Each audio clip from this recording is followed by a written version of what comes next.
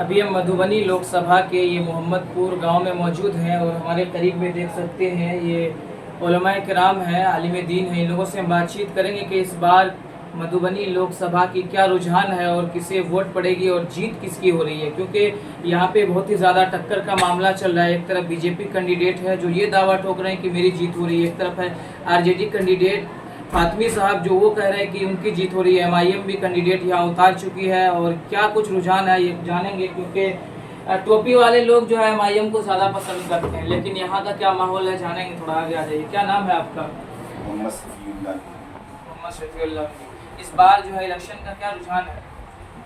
Election का रुझान जो भी हो, हम लोग ओवैसी वाले हैं।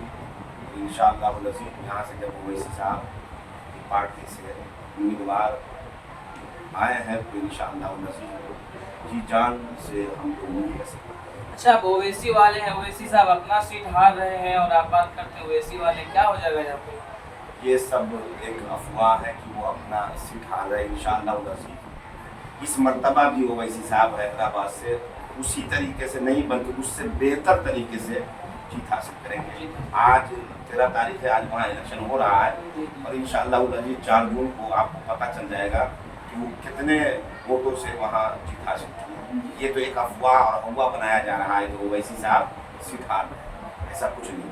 अच्छा, लालटेन छाप है जो मुस्लिमों की मतलब के बहुत बड़े हमराह हैं, फिर उन्हें वोट नहीं देना चाहते हैं लालू यादव। यही कह के लालू यादव और उनके बेटे तेजस्वी जो है मुसलमानों को गुमराह किए हैं, गुमराह कर रहे हैं। मुसलमानों का जो ये हाल है मुल्क में, तो उसके जिम्मेदार कांग्रेस है और बिहार में अगर ये हाल है तो उसके जिम्मेदार लालू। आप देखिए यही बगल में झंझारपुर लोकसभा है, वहाँ से वीआईपी जो उसके गठबंधन में शामिल है वो एक सोमन महासेठ करके उम्मीदवार उतारे थे, वहाँ इलेक्शन हो चुका है। वो पक्का आरएसएस के वर्कर थे, बीजेपी के मेंबरशिप थे, उसको इलेक्शन में उतारे। और जहाँ जहाँ मुस्लिम को उतारना वो चाहिए, इंडिया गठबंधन में थे तो उतारेंगे नहीं। वो इंडिया गठबंधन में वीआईपी वाले थे, वो नहीं थे, उनको बाद में लाया गया है। सोमन महासेठ को बाद में लाया गया है, बाद में लाकर उनको टिकट दिया गया है। दूध के धुले हो गए, अब उसको वॉशिंग मशीन में धुला चले गया। कि बस यही है कि जो कितनों गुनहगार हो, कितनों जुर्म किए हो, अगर वो तेजस्वी के साथ जाए तो वो ठीक है, उसी तरीके से बीजेपी के साथ जाए तो वो भी ठीक है। यही हाल। अच्छा, आपको क्यों नहीं गठबंधन में लिया जा रहा? आपकी जो परसेंटेज है वो 18% है यहाँ पे बिहार में, लेकिन आपको गठबंधन नहीं लिया जा रहा है। हमारे नेता ओवैसी साहब या अख्तर ईमान साहब, यहाँ तो मुसलमान लालू को नेता मान रहे हैं ना। हम जो मानने वाले होंगे वो मानते होंगे, लेकिन हम लालू को नहीं, अपना नेता ओवैसी और बिहार में अख्तर ईमान को मानते हैं। आपके एक मानने से क्या होगा? सारे लोग एक ही से दो होंगे। एक ही से दो। मैं अकेला ही चला था जानिबे मंजिल, मगर लोग साथ आते गए और कारवां होता। बस यही तो लालू यादव को क्यों वोट? अभी तक एमआई समीकरण के नाम पर लोगों ने मुसलमानों को लालू और तेजस्वी ने ठगा है, तो आखिर हम उसको वोट क्यों दें?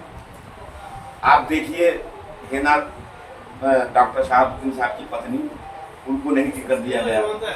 इसी तरीके से हम कई जगहों पर 18% है हम, और आरजेडी वालों ने 2 मुसलमान को टिकट दिया। आप मालूम, एक मधुबनी से और दूसरा क्या कहते हैं कि शायद के अररिया से। हाँ, अररिया से वो शहनवाज साहब जी, वो शहनवाज साहब भगौरे हैं। जब उनको भगौरे नहीं, वो घर वापसी किए।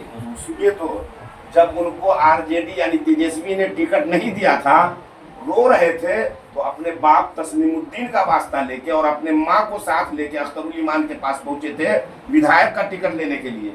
जब उनको विधायक का टिकट दे के ओवैसी साहब अख्तर ईमान साहब जिता दिए, तो वे इतने कमजोर और क्या कहते हैं कि बेजमीर बेमरवत निकले कि ओवैसी साहब के 3 और विधायक को ले जाके इसमें शामिल करवा दिए आरजेडी में।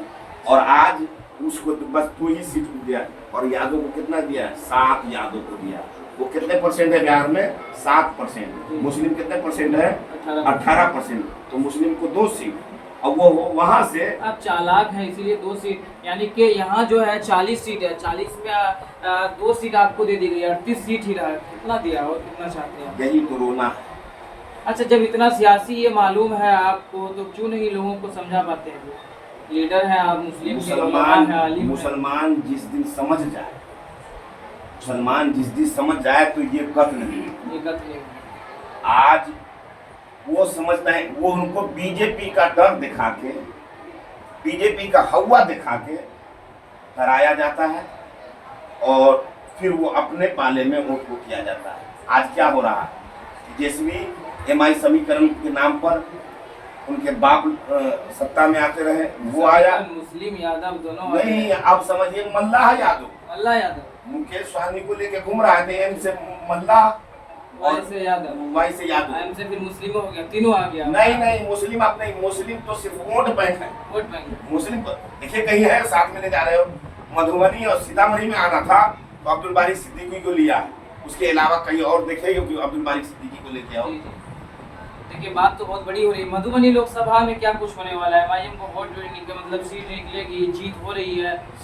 ये तो अल्लाह बेहतर जानता है कि सीट निकले या न निकले, लेकिन इंशाअल्लाह अज़ीज़ भरपूर कोशिश रहेगी और ये उम्मीद है खुदा की जात से कि जीत पक्की। अच्छा, या हजरत जी एक सवाल मेरा रहेगा, मधुबनी लोकसभा में क्या कुछ हो रहा है? बोलिए क्या कुछ हो रहा है, या वोट किधर जाएगा? सियासी तौर पर पतंग में, या फिर मतलब कि कहना चाहेंगे कि आपका पूरी छाप है, हाथ छाप, कौन सा छाप मिला, पेन छाप, गठबंधन है सर? पतंग छाप।